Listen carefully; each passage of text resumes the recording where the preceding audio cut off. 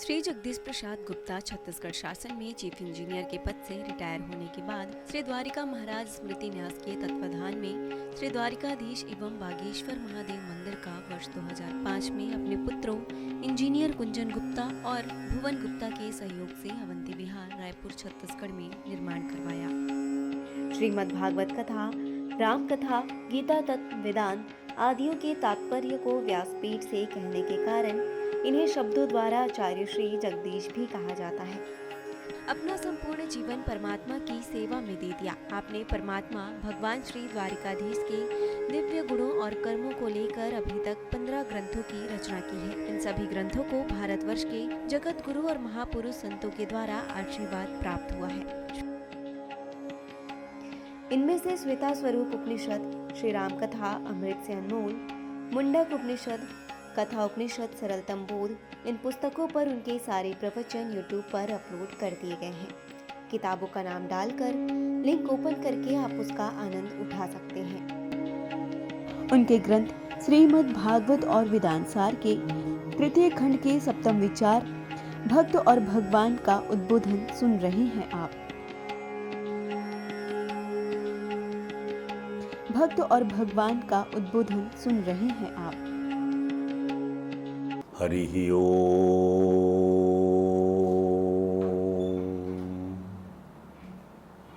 रामाय रामचंद्राय रामभद्राय वेदसे, रघुनाथाय नाथाय सीताया पतये नमः। रामं रामानुजं सीतां भरतं भरतानुजं, सुग्रीवं वायुसीनं प्रणमामि पुनः पुनः। हरे राम राम राम हरे हरे, हरे कृष्ण कृष्ण कृष्ण हरे हरे। बोलिए परात्पर परमभक्ति लोकी नाथ। भक्तवांछा कल्पतरु, भक्त वत्सल, कृपण वत्सल, शरणागत वत्सल भगवान श्री द्वारकाधीश महाराज की जय। भगवान श्री बांके बिहारी लाल की जय। भगवान श्री रास बिहारी लाल की जय। भगवान श्री राधा दामोदर नाथ की जय। भगवान श्री राधा कृष्ण सरकार की जय। श्री सद्गुरु भगवान की जय। समस्त गुरु भगवान की जय। श्री चैतन्य महाप्रभु जी महाराज की जय। देवर्षि नारद जी महाराज की जय। भगवान श्री व्यास जी महाराज की जय। परम भागवत भगवान श्री सुखदेव जी महाराज की जय। जय श्री राधे, जय जय श्री श्याम। आइए श्रीमद् भागवत और वेदांत सार खंड 3 हमारे ग्रंथ में हम भगवान श्री राघवेंद्र के चरित्र का गुणानुवाद कर रहे हैं। आज हम बतलाएंगे कि भगवान ने पूरी लंका को घेर लिया है और 1 करोड़ रीछ और वानरों के साथ 1 करोड़ चारों दरवाजों पर तैनात कर दिया। 1 करोड़ 30 वानरों को चारों दरवाजों पर तैनात कर दिया। अन्य सैनिक सभी ओर युद्ध के लिए चले गए हैं। ऐसी अवस्था में राक्षसों के वध के लिए अपनी विशाल वानर सेना को यथास्थान तैनात कर राक्षसों के वध के लिए वह विचार विमर्श करते हैं और मंत्रियों के साथ आक्रमण विचार विमर्श करते और अचानक युवराज अंगद को बुलाते हैं। मंत्रणा चल रही है मंत्रियों से, ये बात किसी को नहीं मालूम कि जो है राघवेंद्र सरकार जो है अंगद को बुलाकर कहेंगे कि जाओ अंगद, इस परकोटे को लंकापुरी में भय छोड़कर जाओ और निश्चित हो दशानन को मेरी ओर से बातें कहो। भगवान ने अपना मैसेज भी जो है युवराज अंगद के हृदय में अंकित कर दिया। क्या कहा उन्होंने?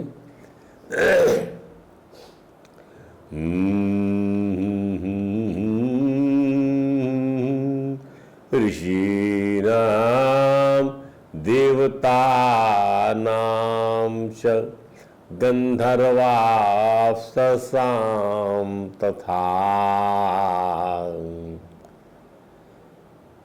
नागानामथ यक्षाणां राज्ञां च रजनीचर। हे निशाचर, हे रजनीचर, तुमने मोहवश घमंड में आकर यच्च पापम कृतम मोहादवलिप्तेन राक्षसा नूनम ते विगतो दर्पः स्वयं भूवरदान जाहा। तुमने मोह में आकर, मोहवश घमंड में आकर ऋषियों का, देवताओं का, गंधर्वों का, अप्सराओं का, नागों का, राक्षसों का, हर वर्ग का, हर सर्ग का तुमने अपराध किया है, उनका पराभव किया है, उनको ताड़ित किया, प्रताड़ित किया है, नीचा दिखलाया, अपमानित किया है। ब्रह्मा जी स्वयंभू वर दानजः, स्वयंभू के वर से ही दानव तुम्हें बड़ा अभिमान हो गया है। नूनम ते विगतो दर्पः, निश्चित रूप से जो है अब निश्चय उसके नष्ट होने का समय आ गया तेरे दर्प का। तस्य पाप समप्राप्ता युष्टरद्य दुरासदा, तुम्हारे उस पाप का दुस्सह फल आज उपस्थित है। यस दंडाधरस्ते हम दाराहरण कर्षिता, मैं अपराधियों को दंड देने वाला शासक हूँ। दंडधर ते हम, मैं दंडधर हूँ। दाराहरण कर्षिता, और मेरी भार्या का हरण कर दो, मुझसे घोर कष्ट पहुँचाया। दाराहरण कर्षिता, दारा के हरण से मुझे कष्ट पहुँचाया है। दंडम धार्यमाणस्तु लंका द्वारे व्यवस्थिता, तुम्हें इसी का दंड देने तो आज मैं लंका के द्वार पर आकर खड़ा हुआ हूँ। राघवेंद्र की यह बात राघवेंद्र ने कही अंगद से, वह भी कहा, यह भी कहा कि उस नराधम रावण को मेरी ओर से यह भी कहना इसके अलावा कि तुमने मुझे धोखा देकर सीता का हरण किया है,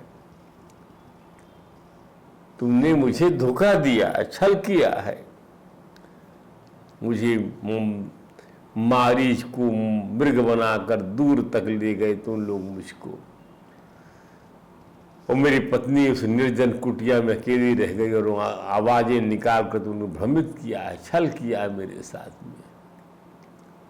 उस माया को आज युद्ध में दिखलाना तुम लोग। यदि तुम मिथिलेश कुमारी को लेकर मेरी शरण में नहीं आए तो मैं अपने अमोघ बाणों से संसार को राक्षस विहीन बना दूंगा। रावण, ऐसा कहना युवराज, राक्षसों में श्रेष्ठ श्रीमान विभीषण भी मेरे साथ युद्ध के मैदान में खड़े हैं। निश्चय लंका का निष्कंटक राज्य नहीं प्राप्त होगा। श्री राघवेंद्र ने और अंगद से आगे कहा कि रावण से यह भी कह देना, युवराज अंगद, क्या नहीं राज्यम अधर्मेण भोक्तुम क्षणमपि त्वया, अधर्मपूर्वक अब तुम एक क्षण भी राज्य को नहीं भोग सकोगे। नहीं राज्यम अधर्मेण भोक्तुम क्षणमपि त्वया शक्यम मूर्ख सहायेन, तुम्हारे संगी भी सहायता करने वाले मूर्ख है। अतः इस प्रकार अधर्मपूर्वक अब तुम एक भी क्षण इस राज्य को नहीं भोग, तुम पापी हो। पापे नवजितात्मानम, तुम्हें अपने स्वरूप का ज्ञान नहीं। अवजितात्मान बहुत बड़ी गाली है ये। स्वरूप का ज्ञान नहीं होना, किसी को कह दिया जाओ भगवान के द्वारा, ये बहुत बड़ा, समझ लीजिए, उसकी बहुत बड़ी ताड़ना के बराबर है, उसकी बहुत बड़ी निंदा है। बड़े ही वेदांत के शब्दों में कहा गया है कि तुम्हें अपने स्वरूप का ज्ञान नहीं है। तुम स्वरूप, अरे तुम क्यों स्वरूप का ज्ञान नहीं, इसका अर्थ क्या है? तुम चेतन निरंतर स्वयं ज्योति परमात्मा को भूले हुए हो और अपने आप को, इन अनाथ वस्तुओं को, अपने शरीर को जो है सब कुछ समझे बैठे हुए हो, क्योंकि रहने वाला नहीं है। यही बात कहा भगवान ने।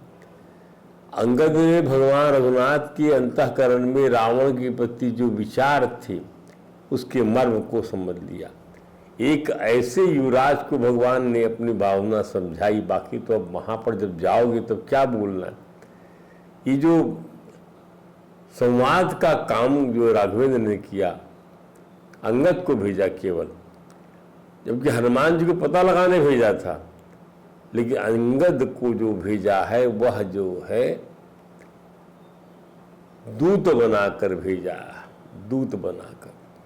जैसे आपने देखा होगा महाभारत युद्ध की प्रसंग की बात है, कई बार कई दूत आए गए, फिर भगवान शांति दूत बनकर गए हैं।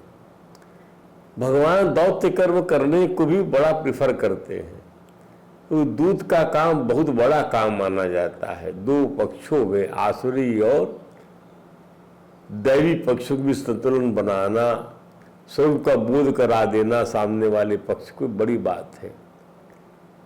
इसका अर्थ क्या होता है? इसका अर्थ ये होता है कि अपन किसी को चाहे समझाना, नहीं समझ में आता, ये बात सब जानते हैं कि समझ में इसको नहीं आएगा। महत्व इसका नहीं है समझ में आए या ना आए, महत्व इसका कि समझने समझाने का प्रयास आपने किया, ये इतिहास में अंकित हो जाएगा। ये महत्वपूर्ण है। सत प्रयासों को हमेशा जो है क्या मिला है? सत प्रयासों को प्रशस्ति मिलती है।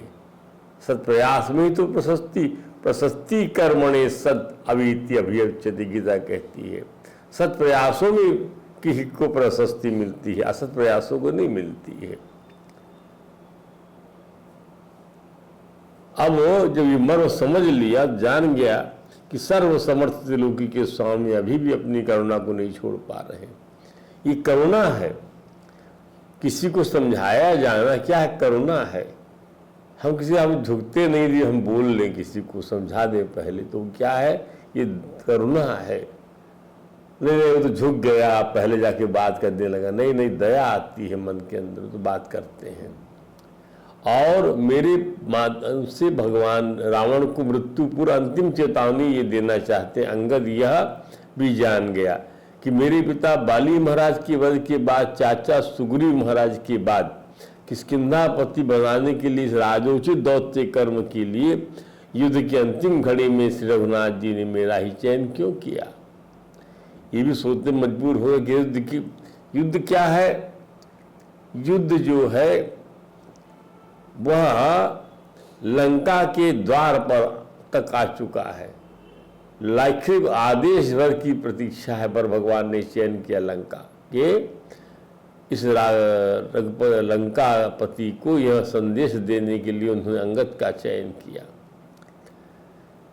मेरे मन को, अंगद सोच रहे हैं कि मेरे मन को पिताजी की मृत्यु के बाद जो आघात लगा, उस चोट को मैं भूल पाया हूं कि नहीं, इसकी परीक्षा अंतर्यामी भगवान इस दौत्य कर्म के माध्यम से कर लेना चाहते हैं। अंगद ने राम तत्व को भली भांति समझ लिया था, और उसका कारण उसकी विदुषी माँ महारानी तारा थी। माँ सिखलाती किसी बात को, आप ध्यान दीजिए, स्त्रियों का बहुत बड़ा रोल माना जाता है समाज में, चरित्र निर्माण में। ध्यान दीजिए, यह जीजाबाई ने बनाया शिवाजी महाराज को, तो इसका कारण उनकी विदुषी माँ महारानी तारा थी। अंगद जी के अंगद उत्साहपूर्वक श्री रघुनाथ जी महाराज का संदेश लेकर रावण की सभा में पहुंच गए, और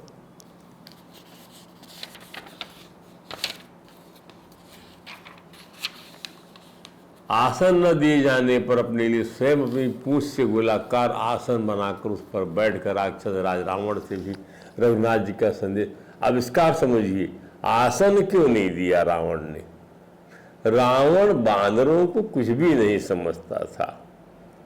आसन की हमारे सामने कैसे बैठ सकता बानर? हमारा भोजन है तू तो।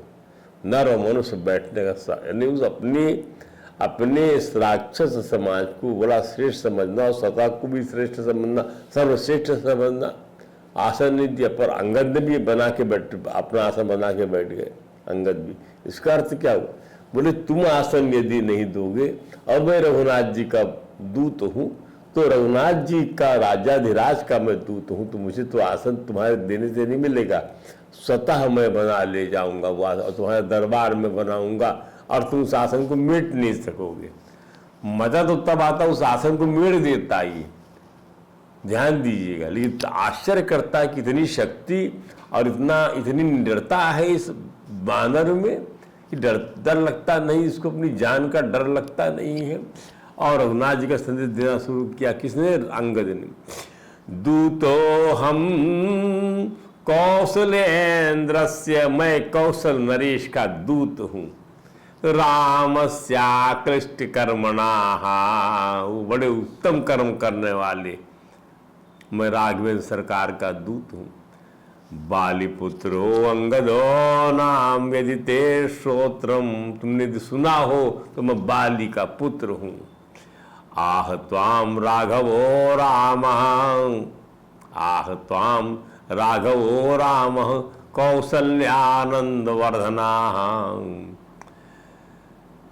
माता कौशल्या का आनंद बढ़ाने वाले रघुकुल तिलक श्री राम ने तुम्हारे लिए संदेश दिया है।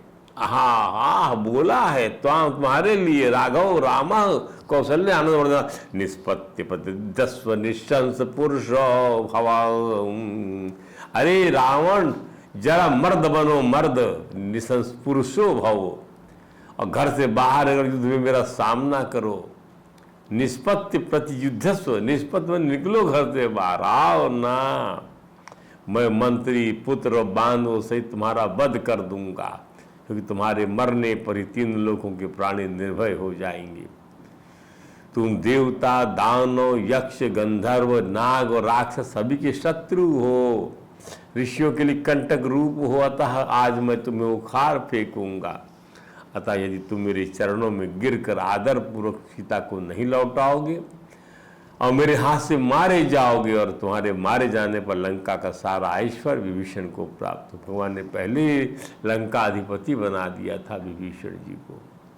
अंगद द्वारा भगवान राघवेंद्र की द्वारा दी गई मृत्यु रूपी चेतावनी को रावण ने अपने अहंकार से पराभूत कर दिया। अहंकार एक बड़ी चीज है, एक बड़ी विचित्र मनोदशा है अहंकार।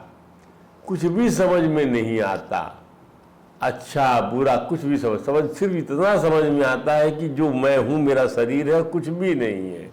मेरी सोच है, मेरा शरीर है, मेरी कमाई है, मेरा रिश्ता है, मेरा नाता है, मेरी फौज है, मेरी बड़ाई है, मैं ये हूँ, मैं वो हूँ। ये अहंकार जो है, ये जो है अहंकार आते साथ ही ये समझ लीजिए आपका विनाश कगार पर खड़ा रहता है और मुस्कुराता रहता है, और आपके अहंकार को हवा देते रहता है काल। क्योंकि अहंकार भगवान का भोजन है। इतनी बड़ी सृष्टि बनाकर भगवान को अहंकार नहीं होता। लोग जो है अपने छोटी सी सृष्टि व्यष्टि रूप सृष्टि में बनाकर बड़ा आनंद लेते, बड़ा ही अहंकार दर्प करते हैं। राम जी से अभिप्रीत कहेगा वह कल्याण के वचनों को जरा भी सीरियसली नहीं लिया उसने, और लज्जाजनक व्यवहार को निर्लज्जता से, साम्य व्यवहार को क्रोध से, और अंगद की व्यंग्योक्तियों को हंसी से पराभूत करने की असफल कोशिश किया। जैसे कि आपने देखा वो विलेन करते हैं बड़े बड़े, इस पर अंगद सोच में पड़ गया कि हनुमान जी के सिवाय बानर से नाम किसी को बलवान योद्धा नहीं मानता, केवल हनुमान जी करता रहता है कि जो आपकी सेना में हनुमान जी के अलावा कोई मैंने देखा नहीं। तो आज मैं इसको बताता हूँ कि हनुमान जी के अलावा भी इन राम जी की सेना में एक से एक बलशाली वानर हैं। तो अंगद कहता है, और रावण जो था कि इधर रामचंद्र जी की निंदा करता जा रहा था। अरे वह तपस्वी, उसका क्या बिगाड़ेगा जिसे इतना भी ज्ञान नहीं कि स्वर्ण का हरिण तो केवल माया से ही बनता है, वास्तविक रूप से होता ही नहीं। ऐसे तपस्वी की तुम बात करते हो अंगद, ये भी ज्ञान नहीं कि सोने के नाम का कोई मृग नहीं होता, ऐसा माया की रचना होती है। अपने भाई की रक्षा करने में समर्थ नहीं, उसका पौरुष किसी गिनती में नहीं मानता मैं। माया तो मायापति श्री राघव की दासी है, श्री राम में न ही तो बंधन ही है और न मोक्ष है। जैसा किसी भागवत में भगवान श्री कृष्ण ने उन्होंने कहा, बद्धो मुक्ति ते व्याख्या गुण तो मीना वस्तुता। गुण की व्याख्या क्यों करेंगे आप, तब बंधन मुक्त होता। किसका? गुण का बंधन है और गुण की मुक्ति है। शरीर का बंधन है, शरीर की मुक्ति है। शरीर का बंधन है, किसके साथ झगड़ा हुआ है? आत्मा के साथ झगड़ा हुआ है, शरीर का बंधन। और शरीर की मुक्ति है, अर्थात शरीर ही मुक्त हो जाएगा। आत्मा तो सर्वथा बंधन मुक्त है, और जो है वह उसका वो तो सर्वथा मुक्त है, और बंधन उसमें है ही नहीं लेश मात्र का भी। तो गुण का ही होता है। गुणस्थ माया, गुण जो होते सब माया के, प्रकृति के गुण होते हैं। माया होता न में मोक्षो न बंधन, न मेरा मोक्ष है न बंधन है। विद्या विद्ये मम तनु विद्युधौ शरीर नाम, शरीरधारियों के लिए विद्या और अविद्या नाम की दो शक्तियां हैं। जानो युद्धौ, मोक्ष बंद कर याद दे। माया, इस माया से निवृत्त किया मैंने इसको, जो आदिकाल से मोक्ष और बंधन की प्रक्रिया चलाई चली जा रही है शक्तियां। पराविद्या से मोक्ष और अपराविद्या से बंधन होता चला जा रहा है।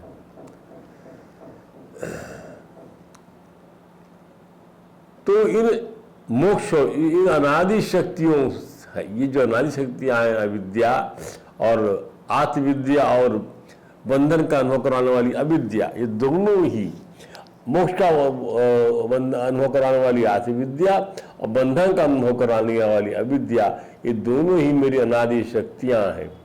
मेरी माया से इनकी रचना हुई है, इनका कोई वास्तविक अस्तित्व नहीं है। अस्तु, राक्षस राज रावण ने माया का प्रयोग सीखा और उसे सीख कर माया के स्वामी को वंचित करना चाहा और ठगना चाहा, परंतु आश्चर्य है कि माया के स्वामी रघुनंदन की माया ने उसे ही ठग लिया। ये खेल समझिए आप लोग। और प्रभु ने सीता हरण को निमित्त बनाकर राक्षस राज रावण के वध का तेव कार्य करने के लिए अपनी माया फैला दिया। तो राक्षस समझ ही नहीं पाया रावण कि रघुनाथ मायापति है, और उनके जाल में फंस गया कि नहीं, माया सीता को सामने रख दिया उन्होंने और वो फंस गया और हरण करके ले गया। ताकि जो है देव कार्य कैसे बनाया जाएगा, कैसे आरोपित किया जाएगा इसको। तो माया का मृग बनाया रावण ने, समझता मैंने ठग लिया। अब भगवान ने सीता बनाई माया की, तो रावण ठगा गया। तो माया की सीता माने माया की कामना से सभी ठगा जाते। रावण क्या चीज है? अहंकार इसे नहीं समझने देता कि भगवान राघवेंद्र मायापति हैं, इसलिए प्रभु की भाषा माया अहंकारी का वध किए जाने तक उसे झुकने नहीं देती, उसे तत्व का बोध नहीं होने देती। इसलिए जब कभी सभी ने रावण को राम तो समझाया तो उस समझ नहीं आया। रावण हो, कुंभकर्ण हो, मेघनाथ हो, चाहे और कोई भी आसुर स्वभाव का प्राणी हो, जब भी वह काम करेगा अहंकार, हट, घमंड, काम, क्रोध से ही करेगा। भक्त जैसे भगवान के आश्रित रहता, ऐसे ही आसुर स्वभाव वाले लोग अहंकार, हट, घमंड, काम आदि के आश्रित रहते हैं। ये अंतर दोनों में। भक्त भगवान के आश्रित है और अहंकार, जो आसुरी स्वभाव वाले लोग अहंकार के आश्रित है, घमंड के आश्रित है, काम के आश्रित है। उनके मन में ये बात अच्छी तरह पैठ करती है कि अहंकार, हट, घमंड, कामना, क्रोध के बिना काम नहीं चलेगा। संसार में ऐसा होने से काम चलेगा। लोग इसी प्रकार से प्रभुता स्वीकार करते हैं। ध्यान दीजिए। तो और ऐसा नहीं किया जाए, दूसरा पड़ता है। उनकी यह मान्यता है कि जो लोग अहंकार, हट रूपी, बल, दर्प रूपी घमंड का आश्रय नहीं लेते, वे भी तरह कुचले जाते। सीधे साधे व्यक्ति को संसार में कौन मान, इसलिए ये अहंकार आदि से ही अपना मान होगा, सत्कार होगा और लोगों में नाम होगा, जिससे लोगों में दबाव और आधिपत्य हो रहेगा। इसी स्वाभाविक आसुरी मानसिकता के चलते अंगद क्या, रावण की भार्या मंदोदरी, भाई विभीषण, नाना माल्यमान, रावण के दूत सुख सारण, रावण की माता कैस्या, किसी की भी सीख रावण के गले उतरकर अंतःकरण में प्रवृत्त आसुरी स्वभाव को हल नहीं कर पाती। क्या है कि ये क्यों नहीं उतर पाती सीख रावण के गले में सब लोगों की? तो प्रभु की माया जहां रावण को लगातार मृत्यु की ओर, विनाश की ओर, देवकाल की सिद्धि के लिए प्रवृत्त कर रही है। अर्थात किसी पापी की मृत्यु देवकारी है। ध्यान दीजिएगा। और क्या है देवकारी? कोई ऐसा व्यक्ति चला जाए, नष्ट हो जाए। भगवान ने क्या कहा गीता में कि कालो अस्मि लोक क्षयकृत प्रवृद्धो,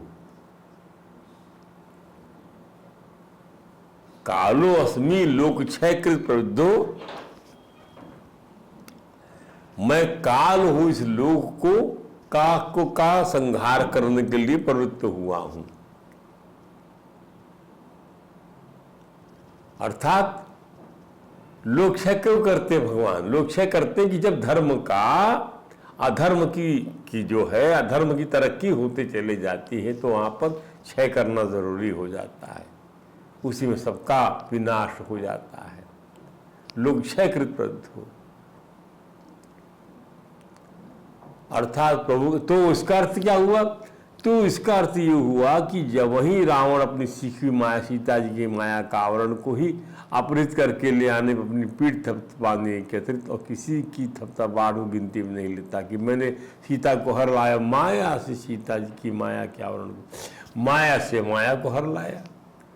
अंगद एक और प्रयोग करते हैं ताकि रावण की समझ में आ जाए कि श्री रघुनाथ प्रभु की सेवा में हनुमान जी से बढ़कर अनेक बलवान है। ऐसा सोचकर श्री राम जी की प्रेरणा से अंगद जी अपना पैर राक्षस राज रावण के राज दरबार में जमा देते हैं और रावण के सभी योद्धाओं को उसे हटाने की चुनौती देते हैं। अंगद जी रावण से कहते हैं क्या? सुनहु सुभट सब कह दस सीसा, पद गही धरानी पछारहु कीसा। तब कहता है रावण